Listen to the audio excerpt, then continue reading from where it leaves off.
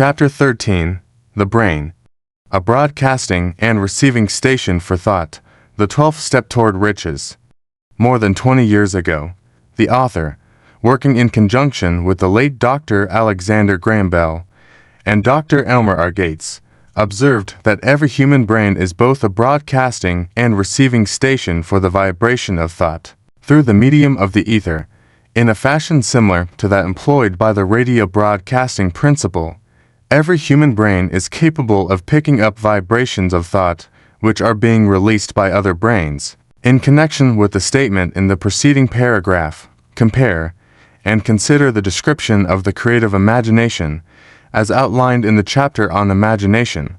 The creative imagination is the receiving set of the brain, which receives thoughts released by the brains of others. It is the agency of communication between one's conscious or reasoning mind and the four sources from which one may receive thought stimuli. When stimulated or stepped up to a high rate of vibration, the mind becomes more receptive to the vibration of thought which reaches it through the ether from outside sources. This stepping up process takes place through the positive emotions or the negative emotions. Through the emotions, the vibrations of thought may be increased. Vibrations of an exceedingly high rate are the only vibrations picked up and carried by the ether from one brain to another. Thought is energy traveling at an exceedingly high rate of vibration. Thought, which has been modified or stepped up by any of the major emotions, vibrates at a much higher rate than ordinary thought, and it is this type of thought which passes from one brain to another through the broadcasting machinery of the human brain. The emotion of sex stands at the head of the list of human emotions, as far as intensity and driving force are concerned. The brain which has been stimulated by the emotion of sex vibrates at a much more rapid rate than it does when that emotion is quiescent or absent. The result of sex transmutation is the increase of the rate of vibration of thoughts to such a pitch that the creative imagination becomes highly receptive to ideas which it picks up from the ether. On the other hand, when the brain is vibrating at a rapid rate, it not only attracts thoughts and ideas released by other brains through the medium of the ether, but it gives to one's own thoughts that feeling which is essential before those thoughts will be picked up and acted upon by one's subconscious mind.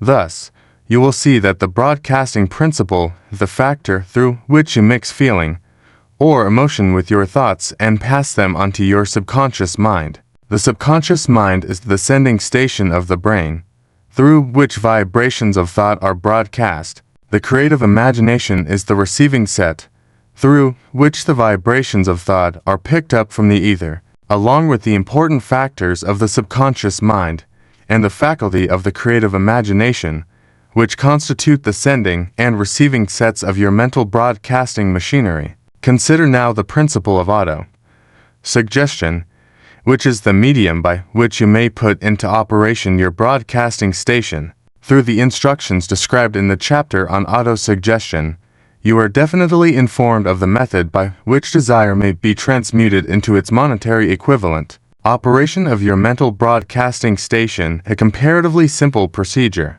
You have but three principles to bear in mind and to apply when you wish to use your broadcasting station: the subconscious mind, creative imagination, and auto-suggestion. The stimuli through which you put these three principles into action have been described.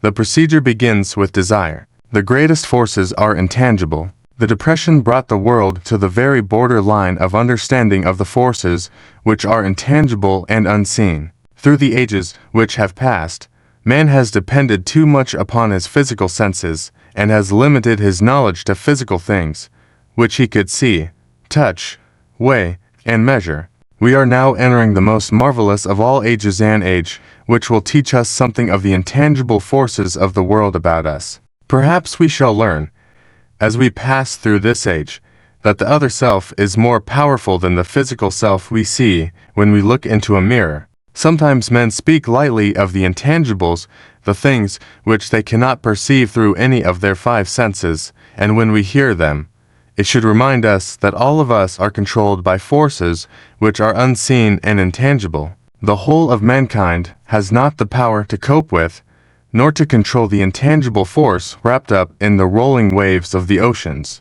Man has not the capacity to understand the intangible force of gravity, which keeps this little earth suspended in midair, and keeps man from falling from it, much less the power to control that force. Man is entirely subservient to the intangible force which comes with a thunderstorm, and he is just as helpless in the presence of the intangible force of electricity. Nay, he does not even know what electricity is, where it comes from, or what is its purpose. Nor is this by any means the end of man's ignorance in connection with things unseen and intangible. He does not understand the intangible force and intelligence wrapped up in the soil of the earth, the force which provides him with every morsel of food he eats, every article of clothing he wears, every dollar he carries in his pockets. The dramatic story of the brain.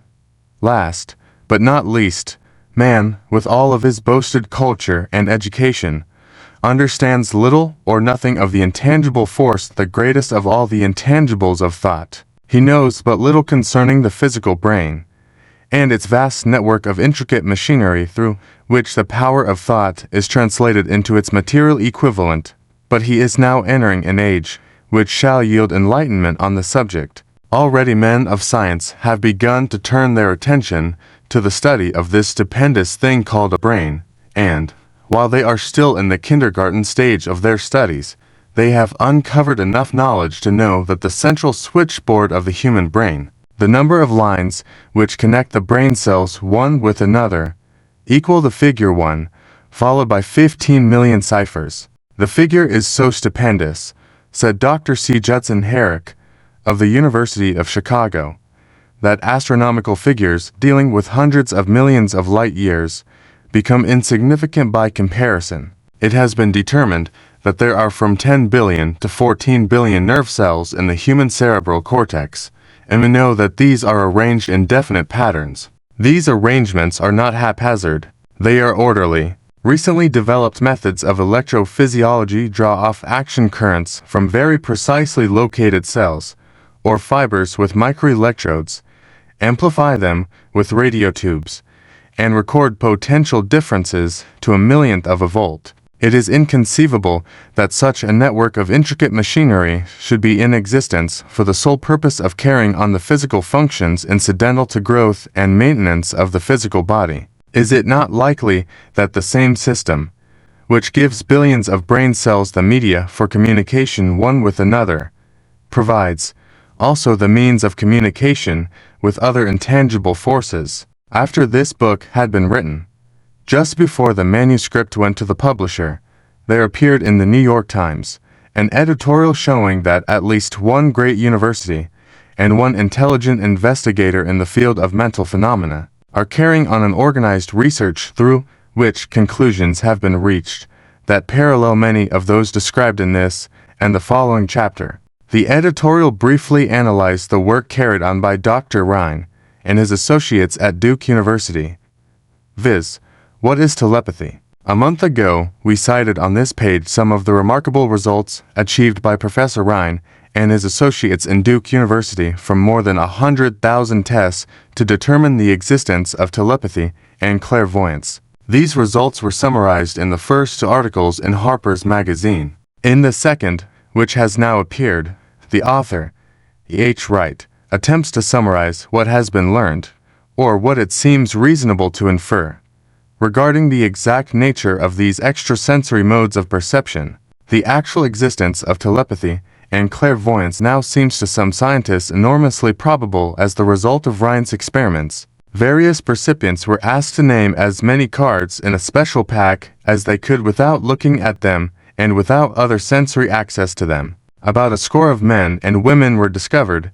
who could regularly name so many of the cards correctly that there was not one chance in many a million of their having done their feats by luck or accident.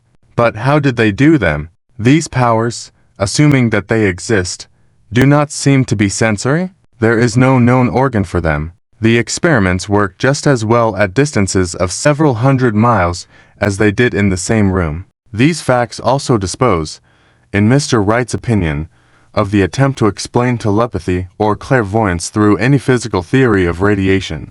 All known forms of radiant energy decline inversely as the square of the distance traversed. Telepathy and clairvoyance do not, but they do vary through physical causes as our other mental powers do. Contrary to widespread opinion, they do not improve when the percipient is asleep or half asleep, but, on the contrary, when he is most wide awake and alert. Rhine discovered that a narcotic will invariably lower a percipient's score, while a stimulant will always send it higher. The most reliable performer apparently cannot make a good score unless he tries to do his best. One conclusion that Wright draws with some confidence is that telepathy and clairvoyance are really one and the same gift. That is, the faculty that sees a card face down on a table seems to be exactly the same one that reads a thought residing only in another mind. There are several grounds for believing this. So far, for example, the two gifts have been found in every person who enjoys either of them. In everyone so far, the two have been of equal vigor. Almost exactly. Screens, walls, distances have no effect at all on either. Wright advances from this conclusion to express what he puts forward as no more than the mere hunch that other extrasensory experiences, prophetic dreams, premonitions of disaster, and the like, may also prove to be part of the same faculty. The reader is not asked to accept any of these conclusions unless he finds it necessary, but the evidence that Rhine has piled up must remain impressive. In view of Dr. Rhine's announcement in connection with the conditions under which the mind responds to what he terms extrasensory modes of perception, I now feel privileged to add to his testimony by stating that my associates and I have discovered what we believe to be the ideal conditions under which the mind can be stimulated so that the sixth sense described in the next chapter can be made to function in a practical way. The conditions to which I refer consist of a close, working alliance between myself and to members of my staff. Through experimentation and practice, we have discovered how to stimulate our minds by applying the principle used in connection with the invisible counselors, described in the next chapter, so that we can, by a process of blending our three minds into one, find the solution to a great variety of personal problems which are submitted by my clients. The procedure is very simple. We sit down at a conference table, clearly state the nature of the problem we have under consideration, then begin discussing it. Each contributes whatever thoughts that may occur. The strange thing about this method of mind stimulation is that it places each participant in communication with unknown sources of knowledge definitely outside his own experience. If you understand the principle described in the chapter on the mastermind, you of course recognize the round table procedure here described as being a practical application of the mastermind. This method of mind stimulation, through harmonious discussion of definite subjects between three people, illustrates the simplest and most practical use of the mastermind. By adopting and following a similar plan, any student of this philosophy may come into possession of the famous Carnegie formula briefly described in the introduction. If it means nothing to you at this time, mark this page and read it again after you have finished the last chapter. The depression was a blessing in disguise. It reduced the whole world to a new starting point that gives everyone a new opportunity.